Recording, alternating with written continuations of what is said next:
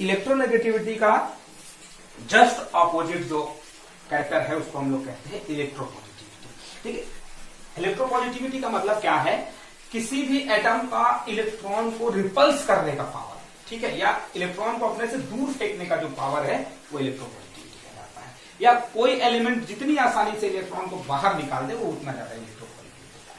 ठीक है, तो ये भी देखें इलेक्ट्रोपॉजिटिव जो होता है वो डायरेक्टली प्रोपोर्शनल होता है साइज ऑफ एटम के, जस्ट अपोजिट है इलेक्ट्रोनेगेटिव।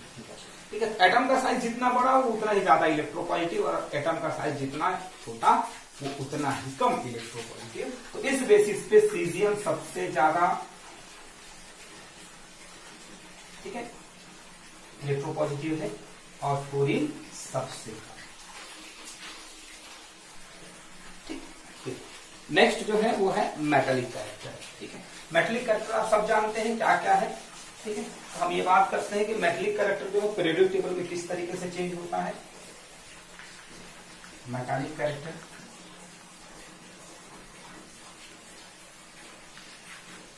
मेटालिक कैरेक्टर कैसे चेंज होगा, तो देखिए पीरियोडिक टेबल में जब लेफ्ट जाते हैं, लेफ्ट टू राइट जाते हैं, ठीक है, तो लेफ्ट टू राइट जाने पर इलेक्ट्रोनेगेटिविटी बढ़ता है। ठीक है, इलेक्ट्रोनेगेटिविटी का बढ़ना जो है मेटालिक कैरेक्टर को डिक्रीज कर देता है। ठीक है, किसी भी एलिमेंट में इलेक्ट्रोनेगेटिव पावर का बढ़ना मतलब मेटालिक प्रॉपर्टी का डिक्रीज होना, और ऊपर से नीचे जाने पर साइज बढ़ने के कारण इलेक्ट्रोनेगेटिविटी जो है डिक्रीज होते जाता है। तो इलेक्ट्रोनेगेटिविटी का डिक्रीज होना जो है क्या करता है, मेटालिक प्रॉपर्टी को इंक्रीज करता है। ठीक, तो याद रखेंगे किसी भी ग्रुप में डाउनवर्ड जाने पर मेटालिक कैरेक्टर बढ़ता है, लेकिन किसी भी पीरियड में हम लेफ्ट टू राइट जाते हैं तो मेटालिक कैरेक्टर डिक्रीज होता है। ठीक है, ये क्या है, डेंसिटी। नेक्स्ट पॉइंट है आपका डेंसिटी। डेंसिटी क्या है, ठीक है, mass per cubic area is known as density. ठीक है, किसी भी एटम में जो इलेक्ट्रॉनों का पर क्यूबिक एरिया में प्रेजेंस है, ठीक है, वो कहलाता है उसकी डेंसिटी। तो याद रखिए जिस एटम का साइज जितना छोटा होगा उसकी डेंसिटी उतनी ही ज्यादा होगी। ठीक है, और अगर एटम का साइज बड़ा है तो डेंसिटी बेसिकली कम होती है। ठीक है, तो डेंसिटी की बात करें तो डेंसिटी इस तरीके से, ठीक है, इंक्रीज होगी। इंक्रीज का मतलब क्या है, लेफ्ट टू राइट जाने पे डेंसिटी इंक्रीज होगी और अप टू डाउन जाने पर डिक्रीज होगी। ठीक,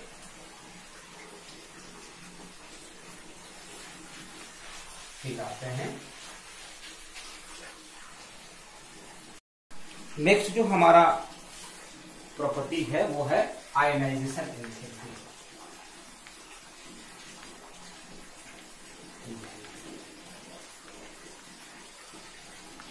आयनाइजेशन एंथैल्पी क्या है, ठीक है, तो किसी भी एलिमेंट के आउटर मोस्ट ऑर्बिटल से एक इलेक्ट्रॉन को रिमूव करने के लिए, बाहर निकालने के लिए जितनी एनर्जी हम देते हैं या जितनी एनर्जी यूज होती है वो एनर्जी कहलाती है आयनाइजेशन एंथैल्पी या आयनाइजेशन एनर्जी। ठीक है, ध्यान से सुनेंगे, किसी भी एलिमेंट के गैसियस स्टेट में उसके आउटर मोस्ट ऑर्बिटल से आखिरी लास्ट इलेक्ट्रॉन को रिमूव करने के लिए, बाहर निकालने के लिए जितनी एनर्जी की जरूरत पड़ती है, जितना एनर्जी रिक्वायर्ड है उसी को हम लोग आयनाइजेशन एंथैल्पी कहते हैं, इसको आईई से। ठीक है, अब देखिए आयनाइजेशन एंथैल्पी जो है पीरियोडिक टेबल में किस तरीके से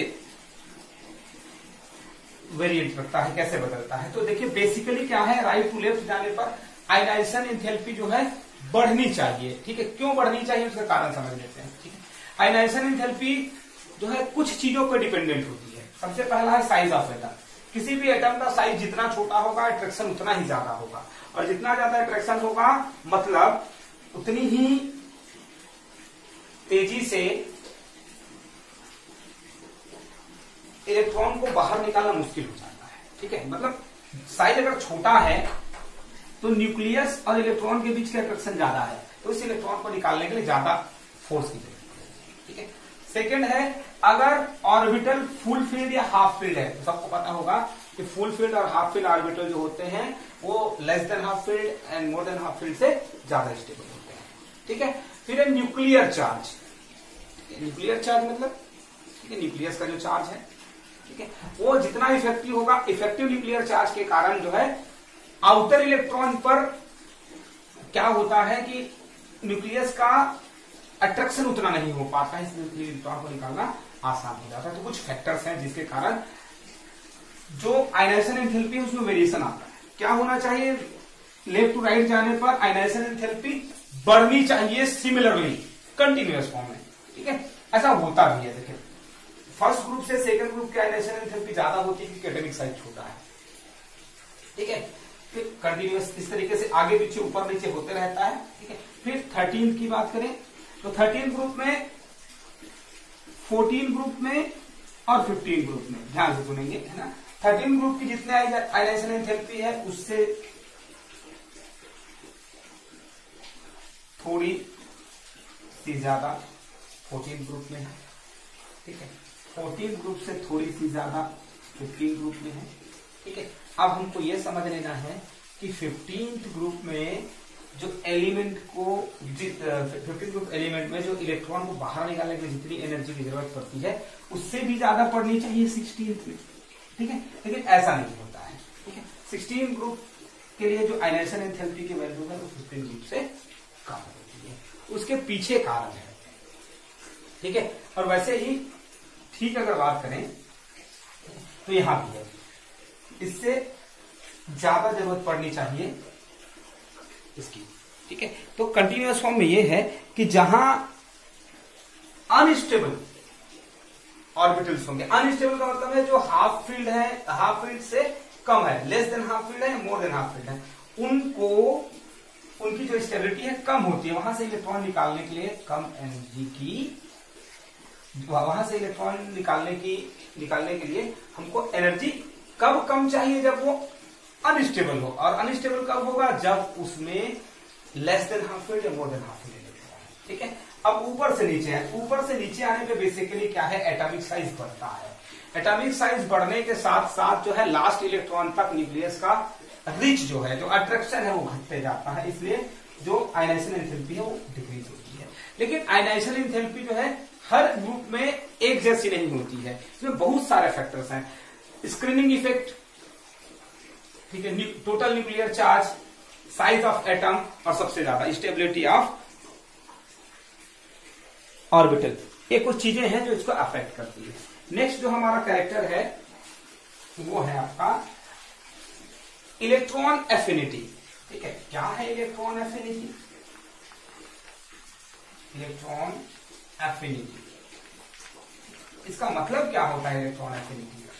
इलेक्ट्रॉन एफिनिटी का मतलब यह है कि जब किसी भी एटम के गैसियस स्टेट में उसके आउटर मोस्ट ऑर्बिटल में एक इलेक्ट्रॉन इंटर कराया जाता है। ठीक है, तो इस इलेक्ट्रॉन के इंटर कराने से जितनी एनर्जी रिलीज होती है, ठीक है, इस अमाउंट ऑफ एनर्जी को हम लोग इलेक्ट्रॉन एफिनिटी कहते हैं, जिसको EA से किया जाता है, इलेक्ट्रॉन एफिनिटी। ठीक है, ये इलेक्ट्रॉन एफिनिटी फिर से सुन लेंगे कि किसी भी एटम के गैसेस स्टेट में उसके आउटर मोस्ट ऑर्बिटल में एक इलेक्ट्रॉन इंटर कराने से जितनी एनर्जी रिलीज होती है वो इलेक्ट्रॉन एफिनिटी कहलाती है। ठीक है, और किसी भी एटम के लिए आयनाइजेशन एंथैल्पी एक ही नहीं होती है, फर्स्ट सेकेंड थर्ड हो सकती है। ठीक है, इलेक्ट्रॉन एफिनिटी भी फर्स्ट सेकेंड और थर्ड हो सकती है, लेकिन इन दोनों में एक डिफरेंस क्या है कि इलेक्ट्रॉन एफिनिटी हर बार फर्स्ट वाला पॉजिटिव होगा और उसके बाद सेकेंड और थर्ड अगर आएगा तो वो नेगेटिव होगा।